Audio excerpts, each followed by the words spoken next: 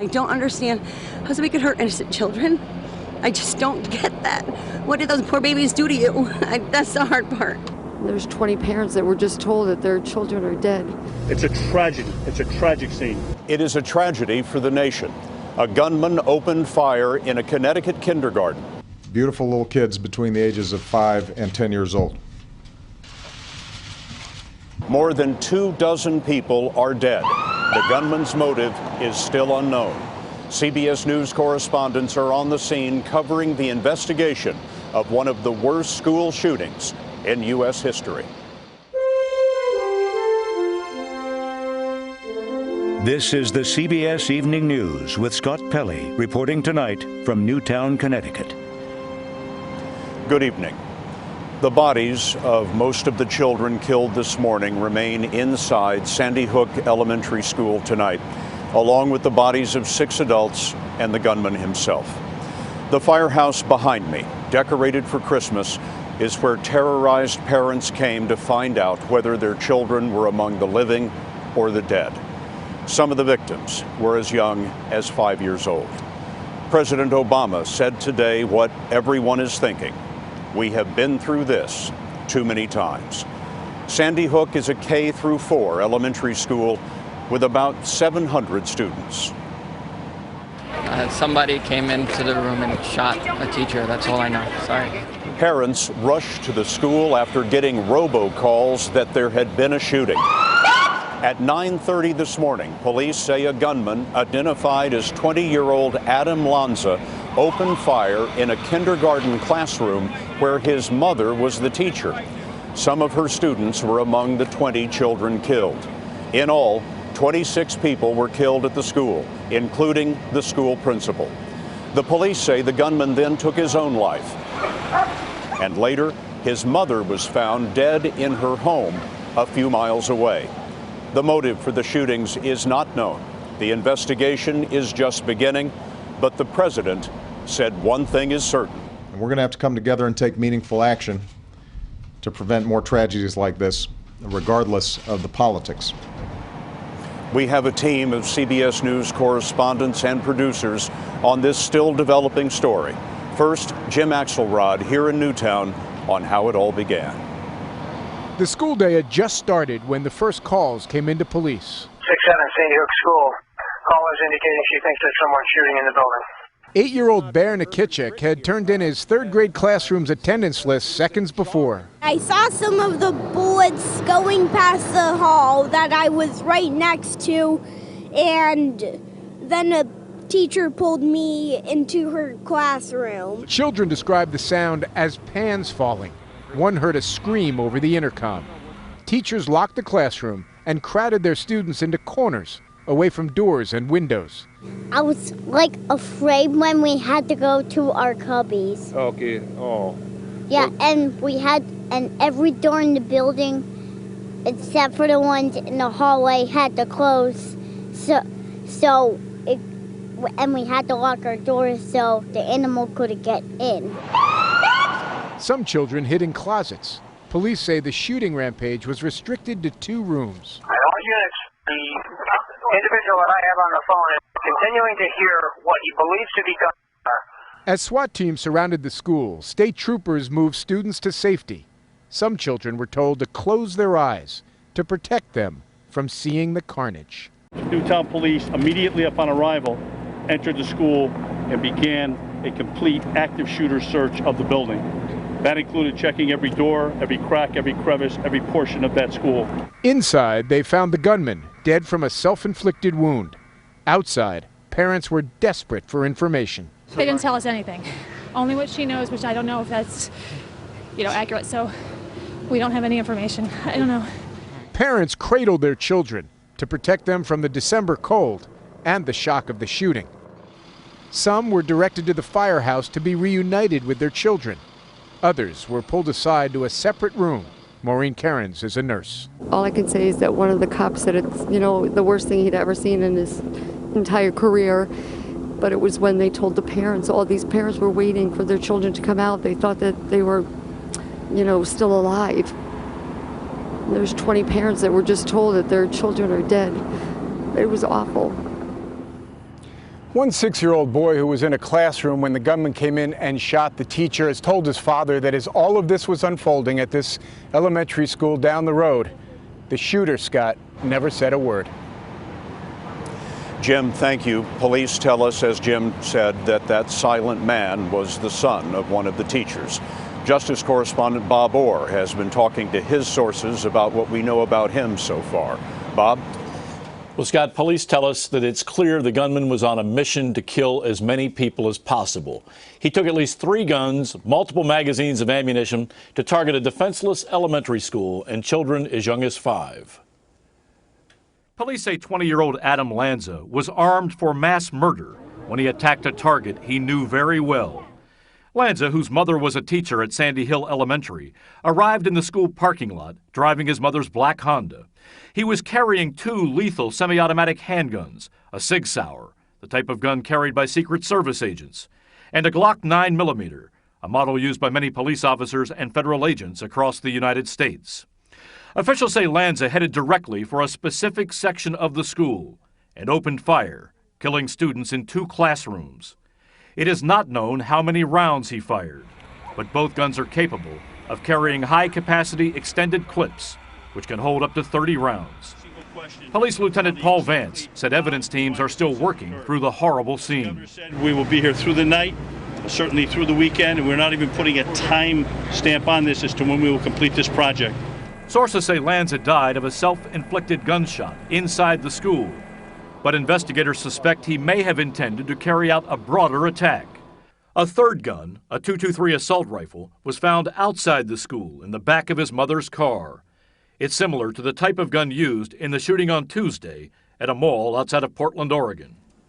Now, Lanza's older brother, Ryan, is still being questioned by police who want to know what he might have known about that attack. Sources say at this point, and they emphasize at this point, he's not a suspect. Investigators say they now believe, though, the killing spree actually began at the home that Adam Lanza shared with his mother, who, as we've told you, was a kindergarten teacher at Sandy Hill, because, Scott, she was found dead in the home. Bob, thank you. CBS News senior correspondent John Miller is a former assistant director of the FBI, and John has been talking to his law enforcement sources today. John, there have now been 2 deadly shootings this week, the other at a shopping mall in Oregon earlier, including the one there. What have we learned from them this week? Well, this is the kind of thing, Scott, that always puts the profilers who study the offender characteristics of these shooters on alert. What they're worried about is what they call the Werther effect. It is a copycat mechanism, and they say their studies show its particularly powerful effect on adolescents. So in a case where you'll see someone commit suicide in a high school, it's not unusual to see 2 or 3 more in a cycle like that. But they also say in this active shooter scenario that happens. So what they believe is it's entirely possible that the Oregon incident that most of us found disturbing and troubling, an individual like this might have found that challenging to not just imitate it, but to go forward with his plan. They also observed that the fact that he killed his mother and then went about the other crimes, we believe he killed his mother at the house, shows that this was planned out from the beginning, so that this was a calculated crime. We tend to think of these offenders as being crazy. It doesn't mean they're not disturbed, but they are rational enough to act out these plans, even under tremendous pressure and during the chaos of their own actions, to stick with that plan. John, thank you. One of the parents who rushed to the school is Richard Wilford. When he arrived there, the police told him to come to this fire station to see if he could find his 7-year-old son, Richie, among the survivors. We spoke to Wilford a short time ago. We jumped out of the car. We went towards, the school as close as we could get. My wife interfaced with a police officer who told us that the evacuated kids were in the Sandy Hook Fire Department and that we could go there to rendezvous with them. We immediately went in. I want to say we located Richie in about 2 minutes. Once we came in, we looked around. There he was. What an amazing moment after going through the sheer terror of that, to see my son alive. What was that moment like when you spotted him in the firehouse? To try to describe it with words would probably be inadequate. However, I would probably use words like joy, elation, relief. until you've been through it, it's perhaps hard to explain, but it was an amazing moment. I hugged him. It was just great. What was that moment like when you were turned away from the school and sent to the firehouse? You were essentially being sent to find out whether your son had survived. You didn't know. That is correct. The terror does not stop until you reunite with your child. Period. There's nothing. It doesn't matter where they point me to. Until I see my child, it's still sheer terror until that moment. You are one of the luckiest people in this town. I would say so. Absolutely. Absolutely blessed to have what tonight, unfortunately, some people are not enjoying what I have right now, and that's painful because they're members of my community, and I can't imagine what their pain is like today. The trauma unit at the hospital in Danbury, Connecticut, about 10 miles away, was immediately mobilized. 3 victims were taken there, and the doctors were ready to help more, but no more wounded came. Jeff Glore is at the hospital. Scott, 2 of the children who were taken here died. It's our understanding that 1 patient is still being treated tonight. When this happened, they had 4 trauma teams ready, but as you mentioned, one of the most heartbreaking realizations here is that the hospital realized most of the victims would never even leave the school. We spoke with Dr. John Murphy, who was coordinating coverage this morning. Well, I was in the emergency room when we got the call that there would not be any more victims coming. And that was a devastating call to get. And the room fell silent when we shared the news. And there was a moment of deep grief, recognizing what that meant. That most of the victims couldn't be saved. That's correct. Scott, this is the main hospital in a small town, so they're not only dealing with the fact that they were treating these victims, but that many hospital employees knew the families and knew some of the children involved. The hospital has been offering counseling to both employees and families all day. Jeff, thank you. President Obama addressed the nation, and at one point he was overcome by the thought of the loss of victims so young. Major Garrett is at the White House for us tonight. Major? Scott, the grim news of this shooting began rippling through the White House about 10:30 a.m. when the president first learned of the tragedy. The Oval Office briefing from Homeland Security Advisor John Brennan alerted the president to the magnitude and the horror of the details to come. About 5 hours later, when the president appeared in the briefing room, the characteristic bounce in his step was gone, and the nation learned this tragedy hit the president like no other. I know there's not a parent in America who doesn't feel the same overwhelming grief that I do. The majority of those who died today were children. Beautiful little kids between the ages of 5 and 10 years old.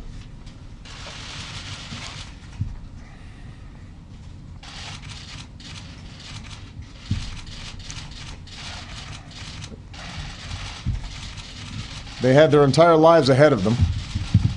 Birthdays, graduations, weddings, kids of their own.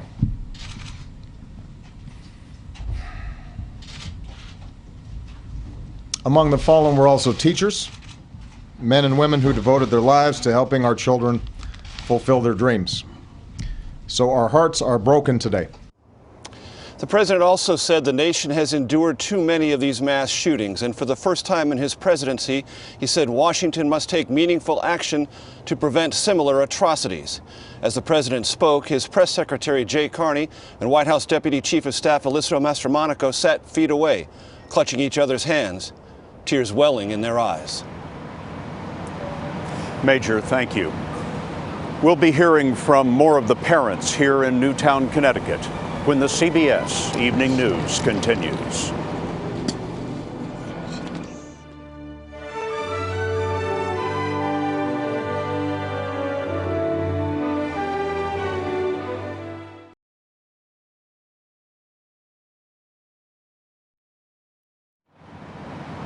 When parents here in Newtown received that robocall this morning about a school shooting, the recording told them not to come to the school. Of course, everyone did. Michelle Miller met some of them today.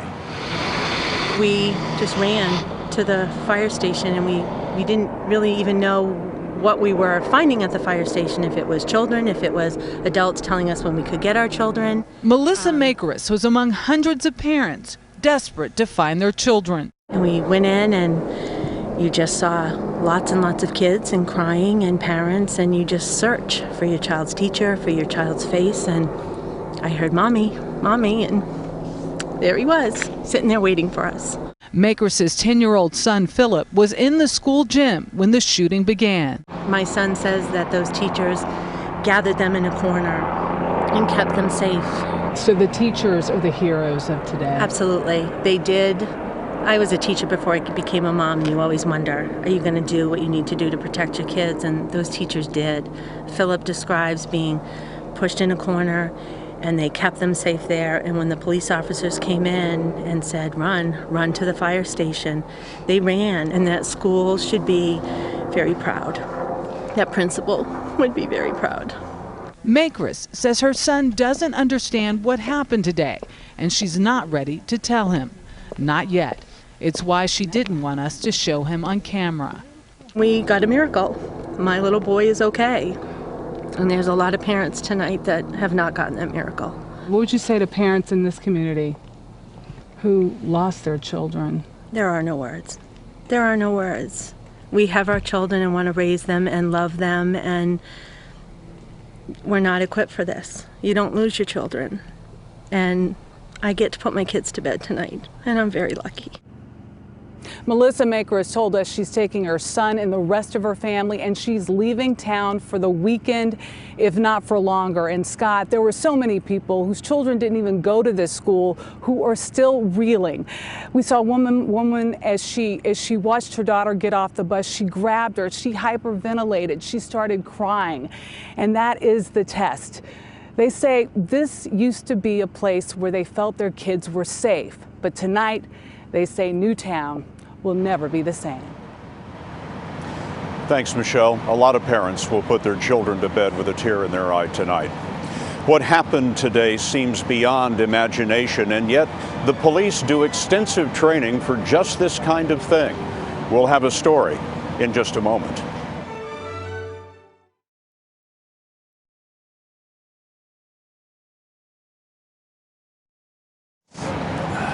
The horror here in Newtown, Connecticut brought back memories of the 1999 Columbine shootings in Colorado. Then 2 students killed 12 schoolmates and a teacher. That attack forced police to rethink their response to school shootings. And we asked Wyatt Andrews to tell us how those police tactics have changed. When the police first arrived at the Sandy Hook school, their standing orders were, without hesitation, to go straight inside and confront the gunman. Connecticut State Police Lieutenant Paul Vance. Newtown police, immediately upon arrival, entered the school and began a complete active shooter search of the building. That included checking every door, every crack, every crevice, every portion of that school. That phrase, begin active shooter, is a tactic now employed by almost every police agency in America, and it means do not wait. It's a reaction to the Columbine massacre 13 years ago, when dozens of officers waited 46 minutes outside as the shooting continued and at least one victim bled to death. Captain Drew Tracy, then with the Montgomery County Police in Maryland, was incensed by Columbine and helped invent the active shooter tactics used today. We have to go where we hear the sounds of shots. We have to go where the broken glass is, where we see the casings on the ground. But we need to corner that threat so that individual or individuals cannot take more life. Now the mindset is, in the minds of the police, not one more victim. Exactly. After Columbine, police operations were transformed. By 2007, Virginia Tech police were trained to go straight toward the gunfire. Just this week, police used the same no-wait procedures at the mall shooting in Oregon. Under the rules, when the shooter has been stopped, then the rescue begins. Some of the Sandy Hook surviving children were led away in an organized line, each one grasping the shoulders of the child in front, their faces revealing both relief and fear. Our main objective was to evacuate as quickly and efficiently as possible any and all students and faculty in the school. This go first tactic is now so ingrained in the police, it's become standard training. But Scott, when police train, they're told to expect this at perhaps a mall, maybe even a high school. They do not expect to go to a grade school. Wyatt, thank you. We'll have an update on the shooting in just a moment.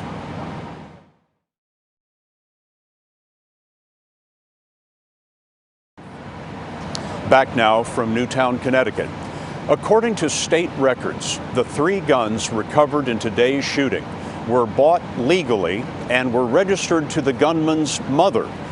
Police say Adam Lanza killed 26 people at Sandy Hook Elementary School, 20 of them children, as young as 5. It is the second deadliest school shooting in American history after Virginia Tech, and by far the worst at an elementary school. Lanza, who was 20, was the son of a kindergarten teacher working at the school. Some of her students are among the dead, and she was found dead in her home earlier today nearby. The police say that Adam Lanza committed suicide in the school. Police are still trying to determine a motive for the shootings. Parents often try to shield their children from tragedies such as this, protect them from the frightening images. But with the pictures all over TV, it can be hard. Seeing the scenes of horror at school, very much like theirs, can be traumatic, and parents do need to talk about it with their children. Dr. John LaPook is with us now, and John, you wonder, how do you start that conversation with a child? Scott, the first thing is parents have to acknowledge it happened. Yes, a terrible thing happened, but for you, the world is still a safe place. Your school is still a safe place. And parents have to understand that depending on the developmental stage of their kid, they may have a different response. So a young child may be anxious. A teenage boy may have bravado. If I had a gun, I would have just blown him away. Throughout it all, they have to keep the lines of communication open, and they have to, most of all, stay calm. What should parents be doing this weekend? Scott, it's so important to maintain a sense of routine and to show the children that the world has not fallen apart. So whatever they were going to do, they should still do. If they were going to go to a movie, that's okay. If they're going to do exercise, that's fine. The one thing they probably should not do is children should not watch TV. They don't need to see all those images over and over again, especially if their parents aren't around to help interpret them. And what about the long run? Scott, communication is the most important thing. People talk about talking to your children. The most important thing is to listen to them. And nobody's going to know your kids better than you. Look out for those special little signs. Is there a personality change? Is there anxiety? Is there a problem sleeping? If you notice any of these things, you may need to have some professional help. John, thanks very much. A program note for you now. CBS News will bring you a special broadcast with the very latest on the shooting here in Connecticut. That will be tonight at 10, 9 Central. Some CBS stations will be leaving now for local programming, but for many of you, the CBS Evening News will continue in just a moment.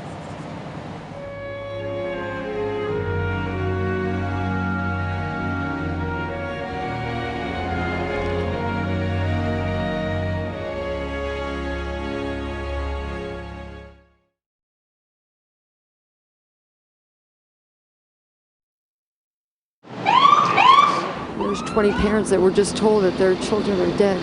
It was awful. Excuse me, folks, I gotta get out. I saw some of the bullets going past the hall. Then a teacher pulled me into her classroom. I just heard the principal was shot and killed. I heard some kids were shot.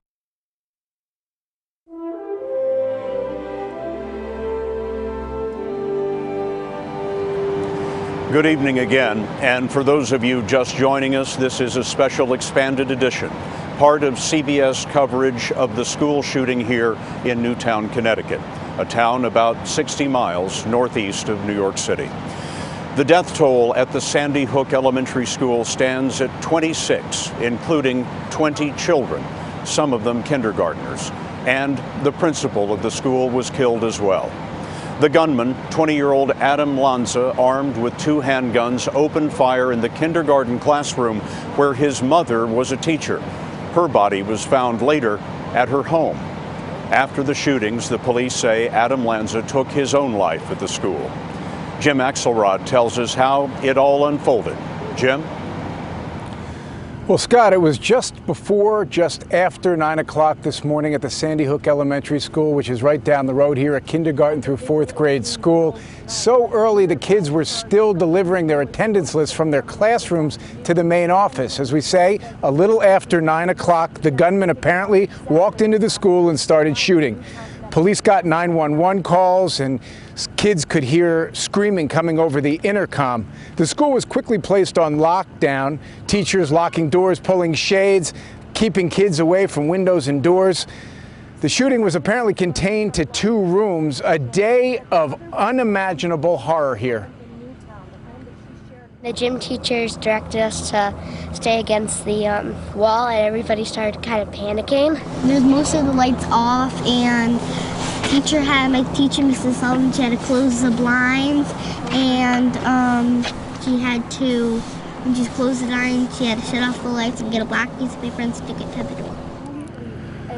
Police led kids away from the scene. Some of the children were told to close their eyes so they wouldn't see the carnage. The gunman was found dead of a self-inflicted gunshot, but then came the agonizing process, Scott, of parents rushing to the school. Many told that their children were safe, but of course for the parents of 20 children, the unspeakably horrifying word that their kids were among the victims.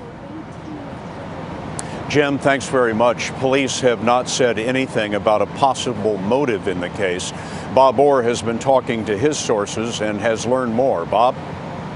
Well, Scott, it's clear to us now that the gunman carefully planned his deadly attack for a very familiar target. As we've reported, his mother was a kindergarten teacher at Sandy Hook Elementary, so he knew his way around the target zone. Now, investigators believe the spree actually began earlier in the day at the home that Adam Lanza shared with his mother. Sources say she was killed there. Then Lanza drove to the school armed with at least 3 weapons. We're told he was carrying a Sig Sauer semi-automatic pistol and also a 9mm Glock handgun. He went directly to a very specific area of the school. He opened fire, killing 20 kids in 2 nearby classrooms. We still don't know how many rounds he fired, but the handguns are capable of carrying extended magazines, which can each hold up to 30 rounds of ammunition. Now, also, police found later a 3rd gun, a Bushmaster Type .223 assault rifle that was in his mother's car, which was parked outside the school. And sources now tell us tonight that all 3 of those weapons had been bought legally, and they were registered to Lanza's mother. Also, investigators have been spending hours now with Lanza's older brother, Ryan, to see what he might have known about the attack. At this point, though, Ryan Lanza is not believed to be a suspect. And as for that motive, that's still unclear. The theory is it might have been that Adam Lanza thought he was righting some kind of wrong in his mind, or maybe some slight, Scott, that he felt he'd suffered in the past. Bob, thank you. CBS News senior correspondent John Miller is a former assistant director of the FBI, and John has been talking to his law enforcement sources. John, how do the police deal with what has become such a large crime scene? Well, it's going to be very difficult, Scott, and they have competing pressures. First of all, with the crime scene, you only have one chance. You have to get it right the first time. They have a large number of bodies to deal with the people who were killed on the scene, but also a large amount of ballistic evidence to preserve and document there. But the competing pressure, which is one that's going to weigh very heavily, is these victims' families are going to want them back. They're going to want to start to have their arrangements and do things, and particularly the fact that it's children is going to increase that pressure. So they are developing a crime scene plan that is going to run through the weekend, likely 24 hours a day, with crime scene experts in shifts until this scene is complete, Scott. I spoke to one of the police officers this evening, John, and he told me that they hope to have the bodies out of the school sometime in the overnight period, but they had to remain in place while they gathered that evidence that you were talking about. What have you been able to learn about the gunman? What do we know about Lanza now? Well, Adam Lanza is 20 years old, born April 22nd, 1997. He was the bigger personality of the 2 brothers. His brother, Ryan, was the quiet one. He went to business school. He was kind of on a path. But Adam was the one with the bigger personality and lived at home with his mother. What investigators say is that this may be part of a conflict between he and his mother that was developing for a long time, that started with the murder this morning, and then using the guns registered to her after killing his mother, going to the school and killing what she loved most, her students. They underline that when you look at what was done and how it was carried out, that this was not a snap decision. This was something he had planned for some time. These were not random victims. He had chosen these victims carefully, and that this was something that he had been putting together. John, thank you. One of the very first reporters on the scene today was Lou Young from our New York flagship station, WCBS TV. Lou, tell us what you saw and what you heard when you first got here. Well, Scott, when we got here, we knew it was bad, and then as the day unfolded, it became so much worse, so much more horrifying than any of us could have possibly imagined. The numbers literally taking our breath away as we learned the number of people who were killed and wounded. It was a day of heartbreak. The road behind me here, a very long walk for many parents and friends, frantic, going down that street with a lump in their throat, and for some of them, it was the worst walk of their lives. They simply got the worst news possible when they got down to the end there. It was especially difficult for first responders we met, like a nurse along the road here who rushed to the school to try and help, only to see all her hope turn to despair. Listen. I see you've been crying. Yes. Is it because of what you saw? No, they wouldn't even let us in the building. All I can say is that one of the cops said it's, the worst thing he'd ever seen in his entire career. But it was when they told the parents, all these parents were waiting for their children to come out. They thought that they were, still alive. There's 20 parents that were just told that their children are dead. It was awful. And you were unable to do anything. You wanted to come down and help. Right. We knew at one point they asked the ambulances to leave, that they didn't need them, and we knew that that wasn't a good sign. The signs were not good, and they never got any better. Even as the sun went down tonight, we saw one woman coming back from the staging area over there, tears streaming down her face. She was checking on a missing child. They're all dead, she said. They're all dead. We're here in Newtown. Lou, thanks very much. Paul Vance is a police lieutenant with the Connecticut State Police. He's been briefing reporters today, and I asked him what he saw when he arrived at the school. It's a horrific scene. It's a very tragic scene. As we've been reporting, it involved the death of numerous children, 20 to be exact, 6 adults, and it's a very tragic, horrific scene. Were the children who were killed in one classroom, spread out across the entire school? What is one section of the building is the best way we can explain it. The deceased were all located in one complete section of the building. And where was the gunman found? In the hallway. Outside a classroom? Correct. As the sun is going down now, are the victims still in the school? Yeah, this is a long process, and by that I mean it's a crime scene, it's a criminal investigation. It mandates that we meticulously document every single square inch of that building. We meticulously document all the facts and circumstances, and that's time consuming. We will then work with the medical examiner for removal of the deceased and initiate that process. And we certainly have a great deal of work that needs to be done in this investigation. Paul Vance with the Connecticut State Police. I asked Officer Vance whether any family lost more than one child, and he said that they were not certain of that at this point. They just didn't know. President Obama at the White House today was visibly shaken when he came out to address the nation, and we will have more of the president's remarks when this special coverage of the CBS Evening News returns from Newtown, Connecticut.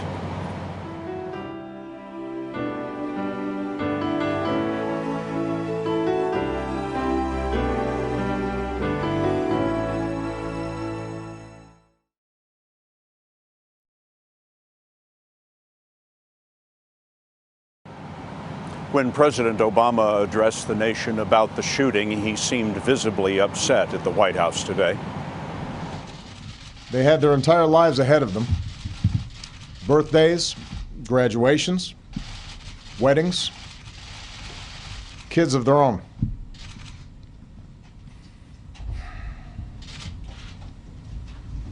Among the fallen were also teachers, men and women who devoted their lives to helping our children fulfill their dreams. So our hearts are broken today for the parents and grandparents, sisters and brothers of these little children, and for the families of the adults who were lost. Our hearts are broken for the parents of the survivors as well. For as blessed as they are to have their children home tonight, they know that their children's innocence has been torn away from them too early, and there are no words that will ease their pain. As a country, we have been through this too many times. Whether it's an elementary school in Newton, or a shopping mall in Oregon, or a temple in Wisconsin, or a movie theater in Aurora, or a street corner in Chicago, these neighborhoods are our neighborhoods, and these children are our children. And we're going to have to come together and take meaningful action to prevent more tragedies like this, regardless of the politics.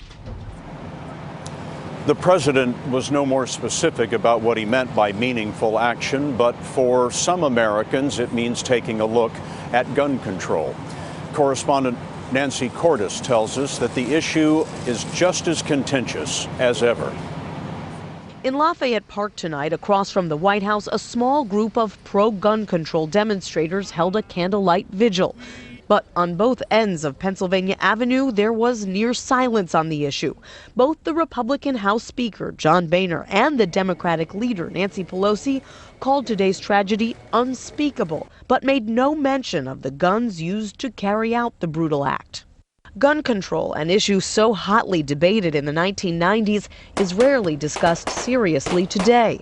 The ban on assault weapons was allowed to lapse in 2004.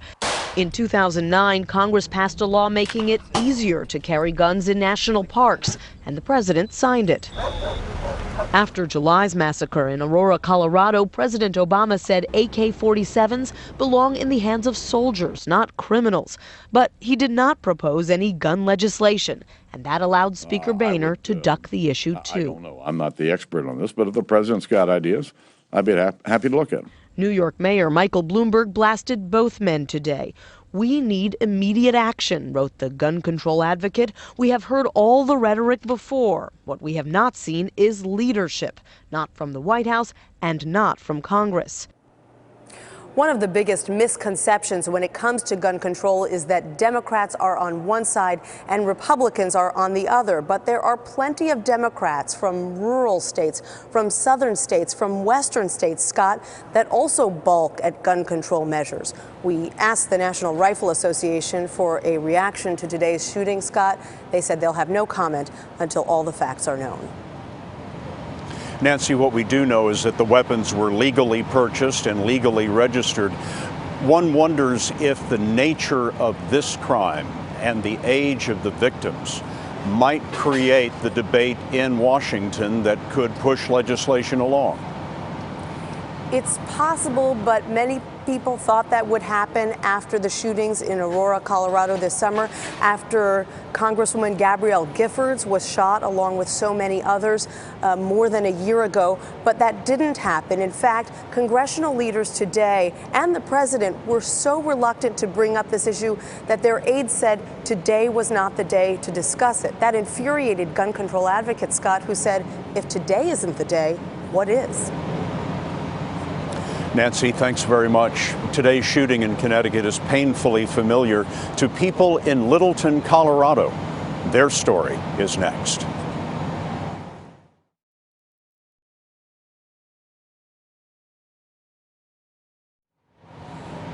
One of the parents of a Sandy Hook elementary student said today that he always thought Newtown, Connecticut was the safest place in America. Folks in Littleton, Colorado once thought the same about their town. Until the shooting at Columbine. 13 years later, Barry Peterson reports the wounds there have still not healed. It was April 20th, 1999. Two heavily armed Columbine students walked into their school and opened fire. They killed 12 students and 1 teacher before killing themselves. Have you ever actually recovered from this? No. I mean, still haunts you. Yeah, it does. Frank DeAngelis was the principal that day, as he is today, at Columbine. What went through your mind when you heard about what happened in Connecticut? You've been there. I was in a state of shock. Immediately, my heart was just broken and kind of nauseous, to be honest with you. His first thoughts were of the agonizing moments as the news spread. The thing that weighs on my mind is when parents are waiting in a room and students are not coming to them as other parents had received their kids. And I'm sure every parent who was in Connecticut today, when they heard the news, were wondering if their child was in that classroom. Feelings that flooded back this year with the shooting at a theater in Aurora, Colorado, about 20 miles east of Columbine High. In the years that you've thought about it, have you ever put it kind of together? I think the question that I get asked when I do go out and speak on occasions is, what could stop it from happening? And the thing that I keep stating time and time again is what causes so much hate in people's heart that they're willing to walk into an elementary school to injure or kill kids. Where did this start? And he has one plea from a teacher who lived through it. Don't allow these people to die in vain. Violence has to stop in our schools. We have to come together. DeAngelis and others here at Columbine High School say, you don't get over this kind of tragedy, Scott. The scars are forever. You know, Barry, we were talking to Nancy Cordes earlier. I was wondering, is there any talk in Colorado about changing gun laws there? Indeed, if you look at this morning's Denver Post, the headline is about Colorado's Governor John Hickenlooper, who says maybe it is time to rethink gun laws. Now, he said this, Scott, before today's events and in reference to the Aurora Theater massacre. But when you have a Western governor who says something like this, it's going to add fuel to the whole gun control debate. Barry, thanks very much. Here in Newtown, the community tonight is remembering the victims of the deadly shooting at Sandy Hook Elementary School. A candlelight vigil is being held at St. Rose's Catholic Church to begin the healing process. Some of the victims were part of the congregation there, we're told. We'll have an update on the shooting in just a moment.